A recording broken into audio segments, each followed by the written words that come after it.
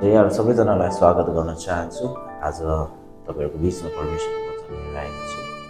यस संसारमा यीशु ख्रीष्टले यस संसारका मानिसहरूलाई शिक्षा सिकाउँदै गर्नुहुँदाखेरि उहाँले भन्नुभएको, मलाई पछ्याउनेहरूले चाहिँ यस संसारमा धेरै दुःख र कष्ट पाउँछन्।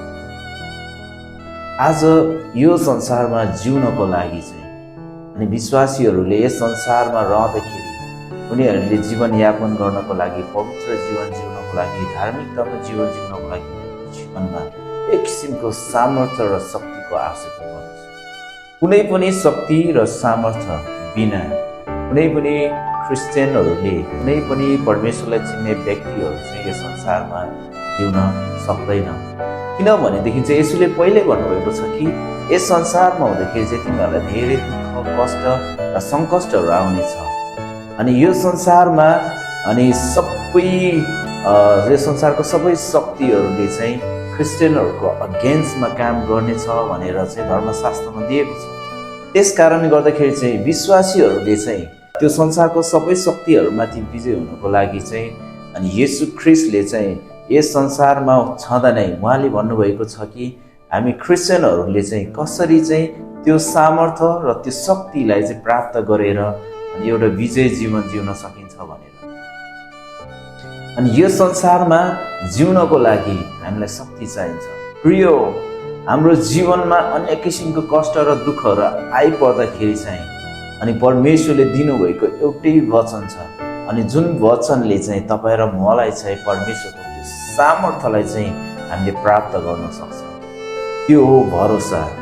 जब एउटा विश्वासीमा, एउटा मण्डलीमा भरोसा भन्ने कुरा हुन्छ अनि जब उसले चाहिँ हरेक दुःख र कष्टहरूको बिचमा भरोसा गर्छ, उसले चाहिँ त्यो सामर्थ्य परमप्रभुबाट प्राप्त गर्दछ।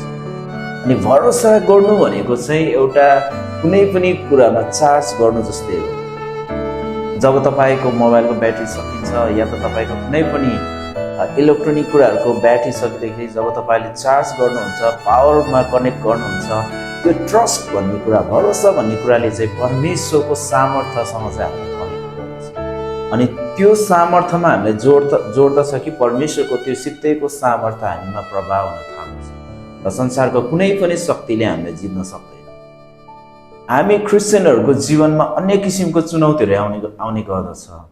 कहिलेकाहीँ अभावको कुराहरू, झगडाको कुराहरू, मानिसहरूले खुट्टा तान्ने कुराहरू, दोषको कुराहरू, संसारमा अनि हरेक किसिमको दुःख र कष्टहरू यो संसारमा अनि मानिसहरूले गर्ने खेदको कुराहरू, अनेक कष्टहरू जब हाम्रो विश्वासीको जीवनमा आइपर्दछ, अनेक किसिमको समस्याहरू जब हाम्रो जीवनमा आउँदै गर्दाखेरि चाहिँ जब हामी ख्रीष्टमा भएका मानिसहरूले परमप्रभुमा भरोसा गर्दछ, त्यो भरोसा गर्दाखेरि चाहिँ त्यो भरोसाले चाहिँ परमेश्वरको सामर्थ्यलाई चाहिँ हामीतिर खिच्दछ।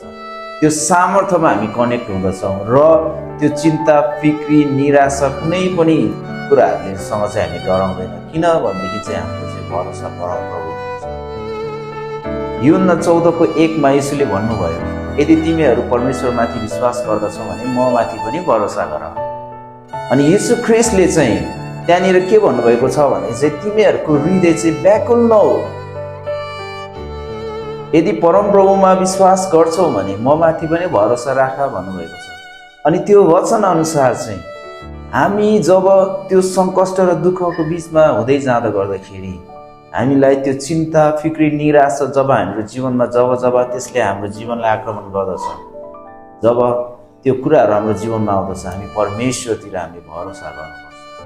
हाम्रो भरोसा चाहिँ संसारको भौतिक कुराको पैसामा होइन, संसारको सामर्थ्यमा होइन, तपाईँ र मेरो बुद्धिमा होइन, ज्ञानमा होइन, तर त्यो भरोसा चाहिँ यहोवा परमेश्वरमाथि हुनुपर्छ। जब त्यो भरोसा हामी गर्न थाल्दछौँ तब परमेश्वरको सामर्थ्य हाम्रो जीवनमा जोडिन थाल्दछ अनि त्यो शक्तिसँग चाहिँ संसारको कुनै पनि शक्तिले विजय गर्न सक्दैन। त्यस कारणले गर्दाखेरि यशाया 30:15 भन्दछ, पश्चाताप र विश्राममा उद्धार हुनेछ, मौन र भरोसामा तिमीहरूले शक्ति पाउनेछ।